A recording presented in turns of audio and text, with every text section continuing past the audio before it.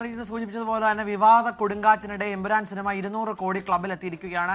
കഴിഞ്ഞ 2 ദിവസം മുൻപാണ് റിലീസിന് ശേഷം 48 മണിക്കൂർ കൊണ്ടാണ് 100 കോടി ക്ലബിലേക്ക് എമ്പുരാൻ സിനിമ എത്തിയത്. പിന്നാലെയാണ് ഇപ്പോൾ 5-ാം ദിവസം പിന്നിടുമ്പോൾ 200 കോടി ക്ലബ് എന്ന ചരിത്രം ഇപ്പോൾ എമ്പുരാൻ സിനിമ സ്വന്തമാക്കിയിരിക്കുന്നത്. 4.25 ലക്ഷം ടിക്കറ്റുകളാണ് കഴിഞ്ഞ മണിക്കൂറുകളിൽ എമ്പുരാൻ സിനിമയ്ക്കായിട്ട് വിറ്റുപോയിട്ടുള്ളത്.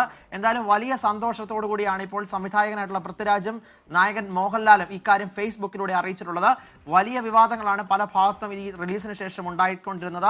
ഇതിനകത്ത് പ്രധാനപ്പെട്ട ചില ഭാഗങ്ങൾ ഇപ്പോൾ റീ എഡിറ്റ് ചെയ്ത് നാളെയോടുകൂടി അത് റിലീസിനെത്തുകയും ചെയ്യും. സെൻസർ ബോർഡിന്റെ തീരുമാനപ്രകാരമാണ് ഇത്തരത്തിലേക്ക് റീ എഡിറ്റ് ചെയ്ത് ഏതാണ്ട് 3 മിനിറ്റ് ഭാഗമായിരിക്കും കട്ട് ചെയ്ത് നാളെ വീണ്ടും തിയേറ്ററുകളിൽ എത്തിക്കുക. അപ്പോൾ അത്തരത്തിലേക്കുള്ള സാഹചര്യത്തിലും 200 കോടി ക്ലബിലേക്ക് എത്തുന്നു എന്ന് പറയുമ്പോൾ സിനിമയ്ക്ക് വിവാദങ്ങൾക്കിടയിലും ജനപ്രതി നഷ്ടപ്പെടുന്നില്ല എന്നാണ് ഏറ്റവും പ്രധാനപ്പെട്ട കാര്യം.